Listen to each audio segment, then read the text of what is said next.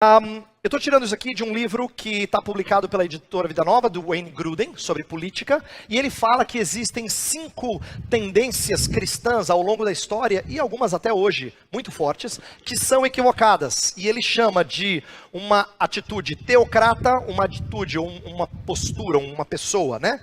Que é dicotômica, separatista, espiritual ou redentora. Então vamos ver cada uma delas, o que elas significam.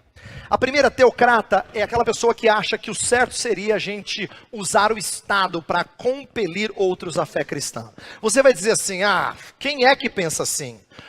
Hoje em dia isso é muito raro, porque nós fomos treinados a absorver a ideia de igreja e Estado sendo separados. No entanto, houve tempo em que igreja e Estado não eram separados. E a questão política estava intimamente ligada com a igreja.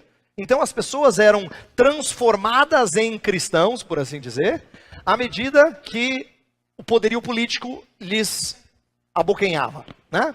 Então, há casos na história do cristianismo em que pessoas se tornaram cristãs porque pessoas foram conquistadas. O que está acontecendo aqui?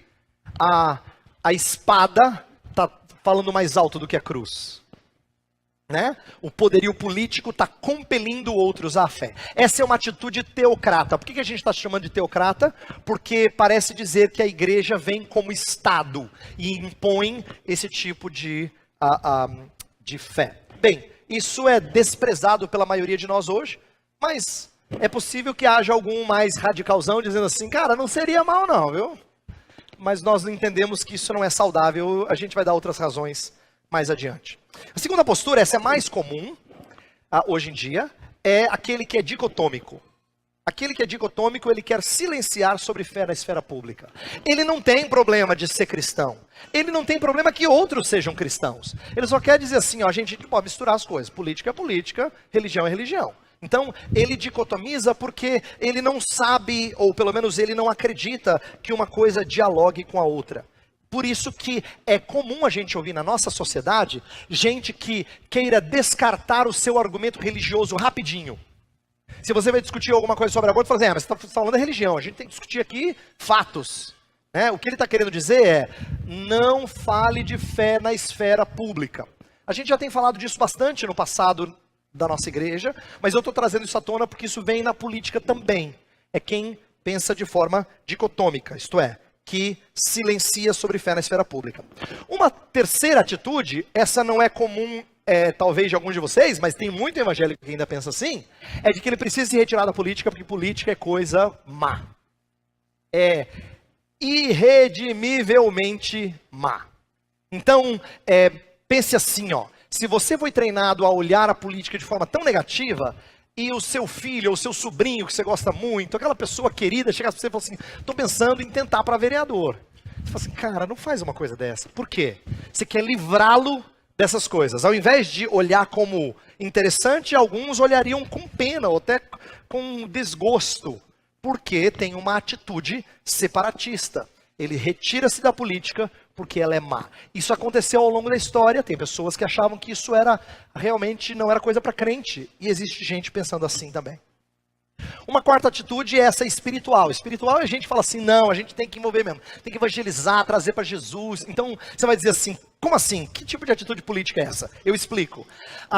Se nós perguntássemos às pessoas que acham que tem que servir os políticos do nosso país com a fé cristã, e eles disserem, é isso aí, gostei, pastor Heber, vai ter aula sobre política na sua igreja? Muito bom. É isso que a gente faz em Brasília. A gente vai lá, fala de Jesus para eles, para entregarem sua vida a Jesus. O que ele está querendo dizer? Que o serviço dele para com os que trabalham na vida pública é um serviço espiritual, não é sobre política em si. Como se política em si não tivesse muita coisa a dizer, você vai evangelizar. Frequentemente, isso a gente vê não só no Brasil, isso é comum nos Estados Unidos, um país com raízes cristãs mais profundas do que a nossa. Se você perguntar para a maioria das pessoas que dão assistência a políticos em Washington, D.C., eles fazem esse tipo de trabalho. É um trabalho que cuida do religioso, do espiritual, não um trabalho que pensa em termos políticos. Então essa atitude ainda é presente, tá? E aqueles que têm uma postura de redentor. Ele quer salvar o homem de seus dilemas sociais. Então ele pensa em reforma disso, reforma daquilo, e ele confia, ele se entrega para a causa, ele é capaz de perder tudo pela causa, porque ele acredita que ela vai redimir o ser humano dos seus males.